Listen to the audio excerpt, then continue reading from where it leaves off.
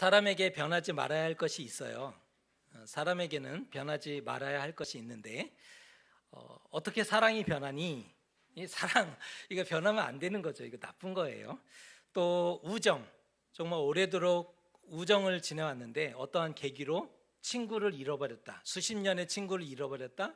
이것은 이 너무 큰 것을 잃어버린, 인생에서 너무나 큰 것을 잃어버린 그런 사건일 수밖에 없을 거고, 또 우리는 하나님을 믿는 사람들인데 믿음을 잃어버렸다면 이것은 무엇으로 설명할 수 없는 그 고통이 찾아올 수밖에 없습니다. 또 사람과의 신뢰, 이런 것들은 결코 변하지 말아야 하는 것인 것 같아요.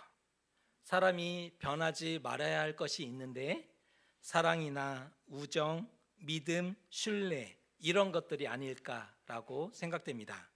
하지만 사람들은 변하지 말아야 할 것은 너무나 쉽게 변하고, 변해야 하는 것에 있어서는 절대로 변하지 않으려고 생명처럼 붙잡는 경우가 참으로 많다는 거예요. 변해야 할 것은 변하지 않는데, 변하지 말아야 할 것은 너무나 쉽게 포기하고 버리더라라는 겁니다. 결국은 소중한 것을 잃고 나서야 그때 깨닫고 후회하죠. 사람은 큰 것을 잃어버리고 나서야 그때 깨닫고 잘못 살았구나, 이렇게 후회하는 것을 보게 됩니다. 그런데 변하지 말아야 할 것과 변해야 할 것을 여러분은 구별하실 수 있으세요? 변하지 말아야 할 것과 변해야 할 것을 여러분은 구분하실 수 있으십니까? 이것을 묻는 이유는 우리는 그렇게 잘 살고 있는가를 묻기 위함입니다.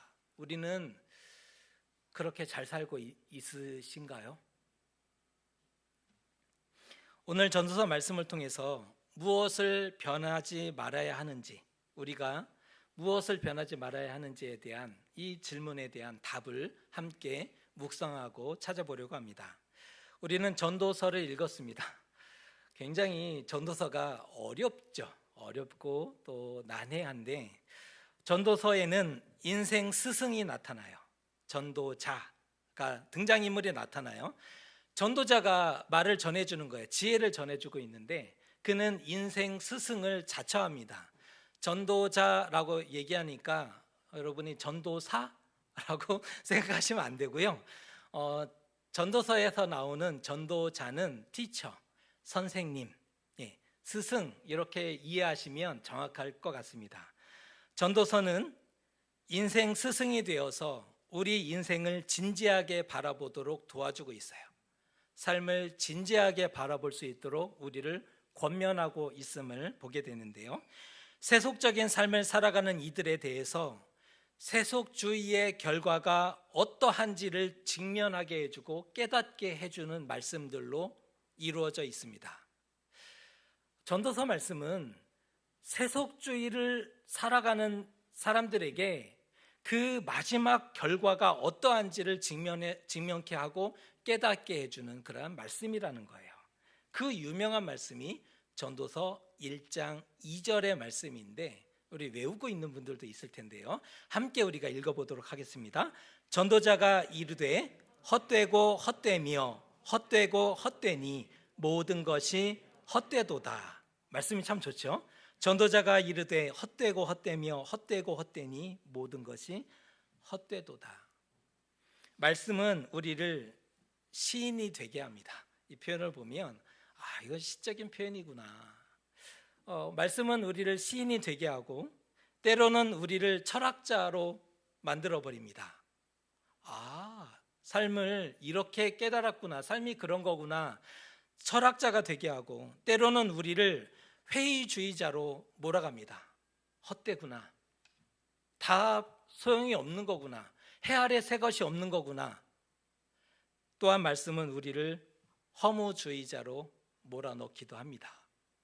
그래서 전도서가 어려운 거예요. 전도자는 그가 그 누구보다 지혜로웠고 그 누구보다 세상에 많은 지식을 알고 있다, 이렇게 평가하고 있는데, 그 많은 지혜와 지식으로 인생을 연구하고 살펴봤더니 결론에 이르렀다는 거예요. 그 전도자가 내렸던 결론은 인생의 열쇠를 깨닫지 못하면 모든 것이 헛되구나라는 결론입니다. 인생의 열쇠를 깨닫지 못하면 모든 것이 헛된 것이다라는 결론에 이르렀다는 겁니다. 삶의 의미를 발견하지 못하면 참된 만족과 유익이 없기 때문이죠. 결국은 열심히 수고하고 살아가지만 모두가 헛되고 바람을 잡으려는 것과 같게 되어지는 겁니다. 그렇다면 이 땅을 사는 동안 무엇을 해야 할까요? 그 다음 질문으로 우리를 인도하고 있어요. 삶의 의미를 깨닫지 못하면 모든 것이 다 헛되다 라는 결론을 낸 다음에, 그러면 우리가 이 땅을 사는 동안 무엇을 해야 하는가를 묻게 하고 있다는 거예요. 삶의 의미를 찾아야 하고 죽음의 문제를 해결해야 되지 않을까요? 생각을 해보라는 거예요. 이 땅을 사는 동안 그러면 무엇을 해야 할 것인가? 삶의 의미를 찾아야 되는 거죠. 그리고 이 땅을 사는 동안 죽음의 문제를 해결해야 된다. 이 깨달음을 함께 주고 있습니다. 하지만 전도자가 분명히 선을 긋고 있는 것은 있는데, 우리의 인생을 만족시키고 참된 의미와 유익을 가져다 주는 일은 해 아래에서 일어나는 일이 아니라 해 위에서의 일이다라고 분명히 선을 긋고 있어요. 해 아래에서 일어나는 일이 아니라는 거예요. 해 위에서의 일이라는 겁니다. 그래서 전도서의 말씀 가운데는 해 아래서 애쓰고 수고하는 모든 것이 다 괴로운 것이다, 다 헛된 것이다, 끊임없이 반복하고 있어요. 전도서 읽고 나면 어떤 말씀이 귓가에 맴도느냐? 해 아래에서 수고하는 모든 것이 헛되다, 무익하다, 이런 말씀이 계속적으로 반복되는 이유가 여기에 있는 겁니다. 세상이 주는 그 어떤 쾌락과 즐거움도 삶의 영원을 부여해 주지 못해요.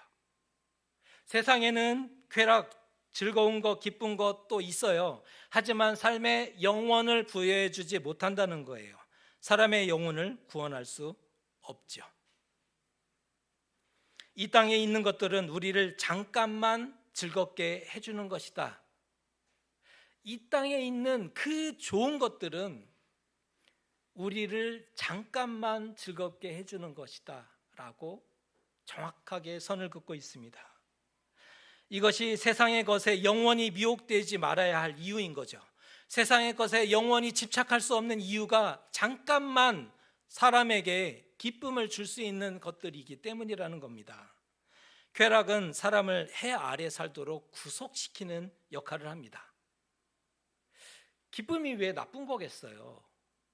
즐거움, 쾌락, 이게 왜 나쁜 거겠어요? 그런데 그 쾌락이라는 것은 속성이 사람을 해 아래 머물도록 만들게 된다는 거예요. 뿐만 아니라 땅의 지혜와 지식도 마찬가지죠. 비록 삶의 원리를 크게 깨닫기도 해요.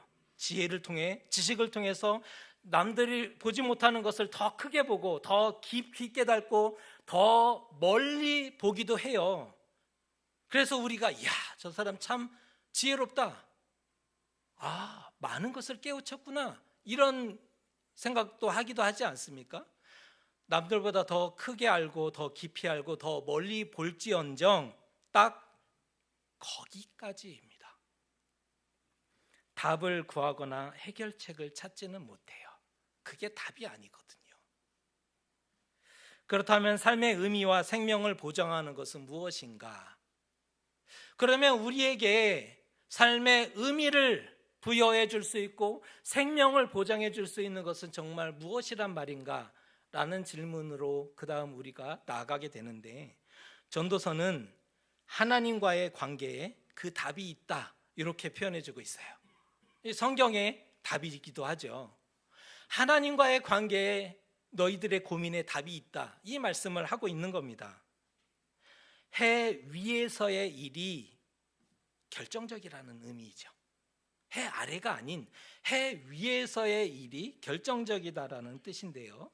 그렇다면 참된 만족과 유익을 구하는 자는 세상의 지식이 아니라 하나님을 아는 지식을 더 사모해야 되지 않겠습니까?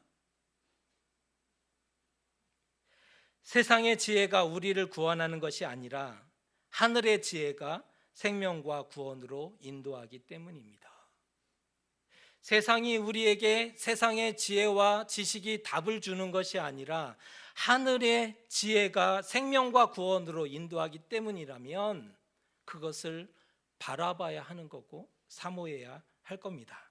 그런 의미에서 전도서는 오늘 이렇게 권면합니다. 11절의 말씀입니다. 하나님이 모든 것을 지으시되 때를 따라 아름답게 하셨고 또 사람들에게는 영원을 사모하는 마음을 주셨느니라. 그러나 하나님이 하시는 일의 시종을 사람으로 측량할 수 없게 하셨도다. 아멘. 이 말씀은 굉장히 유명한 말씀이죠. 처음 들어본 말씀이 아닐 거예요. 굉장히 유명한 말씀이에요. 창조주 하나님이, 이 말씀이 이렇게 시작해요. 창조주 하나님이 세상을 만드시고 태초에 하나님이 천지를 창조하시니라. 이 말씀의 선언으로 모세오경과 구약성경과 성경 전체의 시작이 되듯이 오늘 말씀은 창조주 하나님이, 11절이 그렇게 시작해요. 창조주 하나님이 세상을 만드시고 때를 따라 아름답게 하셨다. 굉장히 놀라운 선언을 하시면서 사람들에게는 영원을 사모하는 마음을 주셨다. 특별히 사람에게는 영원을 사모하는 마음을 주셨다라고 말씀하고 있습니다. 다시 말해서 사람에게는 본성적으로 주어진 것이 있는데 그것이 영원한 삶이고 구원에 대한 갈망하는 존재가 바로 사람의 본성이라는 거예요. 사람은 본래 본성적으로 영원에 대한 또 생명에 대한 구원에 대해서 갈망하는 존재였다는 거예요. 창조주 하나님이 창조 때부터 부어주신 마음입니다. 일부 동물들 중에는 본능이라는 게 있어요. 특별히 귀소 본능이라는 것을 가지고 있는데 원래의 장소를 향해 되돌아가는 태생적인 성질 혹은 능력, 이게 귀소 본능입니다. 원래의 장소를 향해서 되돌아가는 그러한 성질 혹은 능력을 귀소 본능이라고 하는데요. 대표적인 동물이 거북이죠. 돌아갑니다. 또 비둘기가 귀소 본능이 있어요. 그래서 전쟁에서 그 편지를 써서 다리에 묶어 놓으면 돌아갑니다. 가야 할 곳으로. 그리고 우리가 잘 알고 있는 산란기를 앞두고 연어가 고향을 찾아 물길을 거슬러 올라오죠. 동물들은 이 거대한 자연의 법칙을 절대로 거스르지 않아요. 본능에 충실합니다. 그리고 그 본능에 충실하는 것이 아름다움이고요. 아름다운 거예요. 그것을 거절하는 순간 죽음이죠. 철새가 때가 돼서 돌아와야 되는데 돌아오지 않으면 그곳에서 살 수가 없는 거잖아요. 이 자연의 법칙에 순응하며 살아가는 것이 아름다움이구나, 생명이구나라는 것을 깨닫게 돼요. 하나님이 정하신 질서였고 생명의 신비입니다. 아름다움입니다. 하지만 이상하게도 유독 사람만큼은 본래 주어진 것으로부터 벗어나고 거부하고 역행하더라는 거예요. 사람은. 그런데 하나님은 오직 사람에게만 영원을 사모하는 마음을 주셨잖아요. 동물에게 주신 마음이 아니에요. 우리가 비록 가족같이 지내지만 지금 반려동물들이 요즘은 가족이죠. 그런데 성경은요, 선을 긋고 있어요. 사람에게만 영원을 사모하는 마음을 주셨다. 사람의 영혼은 죽어서 하나님에게로 올라가고 짐승의 짐승은 죽어서 땅으로 내려간다. 선을 긋고 있어요. 사람과 다르다. 하나님이 창조 때부터 주신 측량할 수 없는 선물이 우리 안에 담겨 있다는 거예요. 어메이징 그레이스. 창조 때부터 이미 주신 셀 수 없는, 측량할 수 없는 은혜가 여기에 담겨 있다는 거예요. 마치 동물들이 본능적으로 돌아가듯이 사람들에게도 본능적으로 하나님께 돌아가는 그 귀한 은혜가, 그 귀한 선물이, 그 귀한 보석이 이 안에 담겨져 있다는 겁니다. 사람은 어디로 돌아간다고요? 하나님께. 하나님께. 하나님의 사람 속에 영원을 두셨기에 가능한 이유입니다. 한글 번역은 영원을 사모하는 마음이라고 표현해 놨는데, 일부 영어 번역은 영원을 마음에 세팅해 놓으셨다라고 번역하고 있어요. 영원을 마음에 두셨다는 거예요. 한글 번역으로 하면 영원을 사모하는 마음이라고 되어 있지만, 그 영원이라는 것을 여기 마음에 세팅시켜 놓으셨다는 거예요. 준비시켜 놓으셨다는 거예요. 이 영혼이 이 안에 세팅되어 있으니까 영혼을 사모하는 마음으로 표현되어지는 거죠. 그러면 우리 속에 그 마음이 있을까요? 없을까요? 있어야죠. 당연히. 이것은 당연히 있어야 되는 겁니다. 있어야 정상인 거예요. 그게 정상이에요. 하나님을 생각하면 마치 고향처럼, 고향을 생각하듯이 고향이 따뜻해야 될 텐데, 고향처럼 따뜻하고 또 편안한가요? 하나님을 생각하면 고향처럼 따뜻하고 그립고 보고 싶고 만나고 싶고 그런 마음이 있으세요? 세상을 사랑하고 소중히 여기는 마음은 이 안에 얼마든지 있는데, 그런데 보세요. 세상을 사랑하고 소중히 여기고 놓지 못하는 그 마음은 이 안에 얼마든지 가득한데, 하나님께 돌아가고자 하는 마음은 어디에 있습니까? 우리. 진정 하나님께 돌아가기 위해서 노력하고 힘쓰며 살고 있는 것 맞으세요? 삶의 어느 부분이, 이걸 설명해 낼 수 있어야 돼요. 삶의 어느 부분에서 하나님께 돌아가기 위해서 노력하고 수고하고 애쓰는, 이걸 설명해 낼 수 있어야 하는 거죠. 혹시 우리의 눈은 지금 다른 것을 바라보고 있고 우리의 마음에는 다른 것들로 채워내고 있는 것은 아니십니까? 이러한 우리에게 오늘 전도자는 적극적으로 도전하고 있는 거예요. 전도자가 우리에게 도전하고 있어요. 하나님이 우리 인생의 답이다. 고민하고 있는 우리에게, 방향을 잃어버린 우리에게, 본성을 잃어버린 우리에게 전도자는 도전하고 있는 거예요. 하나님이 우리의 답이다. 하나님은 인생에 대한 열쇠를 갖고 계시지요. 하지만 사람은 내일과 운명을 모릅니다. 우리가 안다라고 얘기하지만 우리 눈으로 보는 여기 요 작은 것만 아는 거예요. 현재도. 내일을, 운명을 알 수가 없지요. 사람의 한계예요. 수고하고 노력하지만 원하는 결과가 원하는 때에 나타나지 않아서 답답해 했잖아요.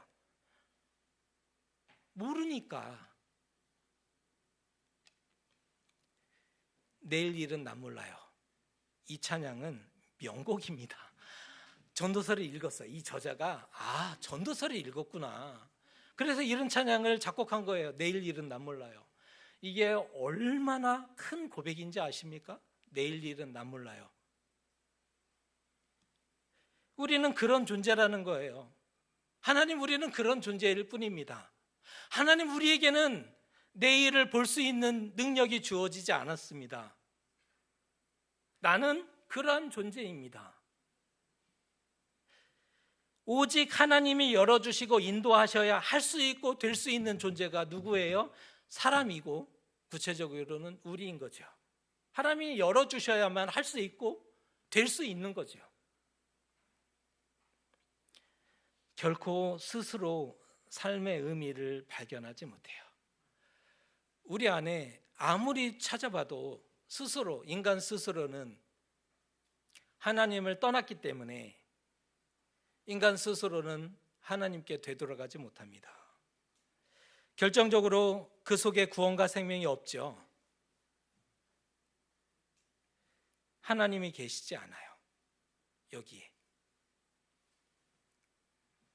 우리 안에 본성이 없고, 원래 주어진 것인데 본성이 없어요. 짐승에게 본능을 빼면 무엇이 남을까요? 말이 안 되는 거죠. 그런데 사람에게 본성이 없어요. 주어진 게 없어졌고 영원의 감각이 사라졌어요. 센스가 없어졌어요. 영원히 이 안에 하나님이 세팅해 놓으신 것이 사라졌어요. 분실했는지 버렸는지 그 능력이 이 안에 없으면 단단히 고장난 것이 틀림없죠. 고장났어요. 아름다움을 잃어버린 거죠. 안타깝게도 하나님 주신 마음을 버리고 깊은 어둠에 들어가 버린 이들이 얼마나 많은지 모릅니다. 하나님 주신 그것을 버려버리고 발로 차버리고 깊은 어두움에 빠져버린 이들이 얼마나 많은지 모릅니다. 교회는 다니지만 영적인 사모함과 갈급함이 없는 그리스도인을 뭐라고 부르는지 아십니까? 고장난 그리스도인. 고장났어요. 어디 기증 못해요. 기증하면 욕먹어요. 쓰지 못하는 거 줬다고. 교회는 다니지만 영적인 사모함과 갈급함이 없는 현대 그리스도인들, 고장난 그리스도인입니다. 그런데 보세요. 하나님이 사람에게만 영원한 것을 지향하는 능력을 주셨대요.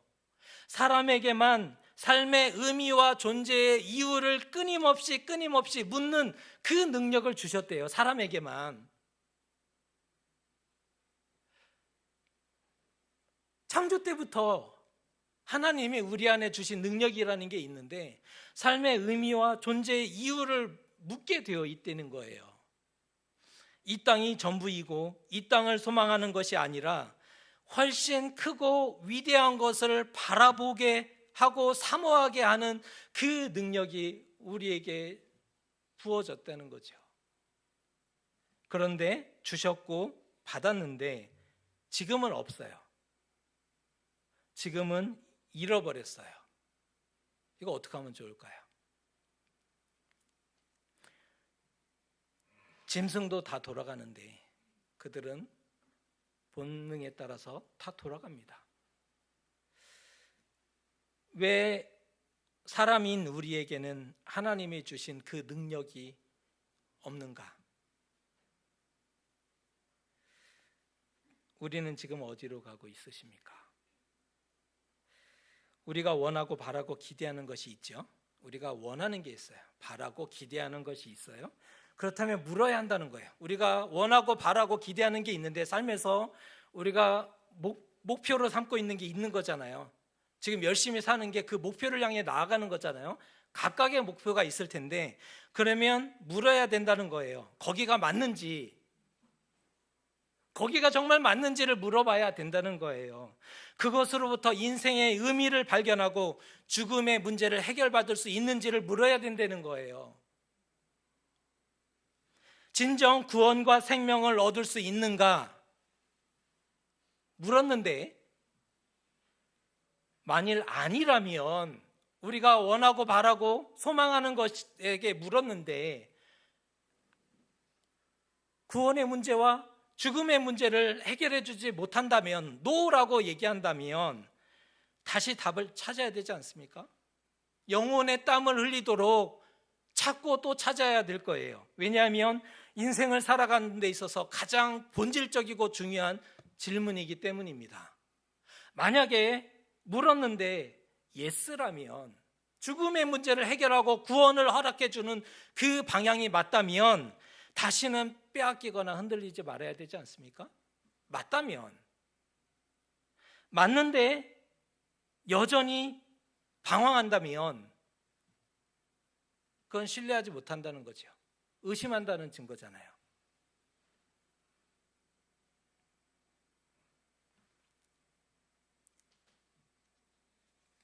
하나님 앞에서 인생의 의미를 발견하셨습니까? 이거 물으셔야 돼요. 하나님을 바라보고 의지하고 있는가?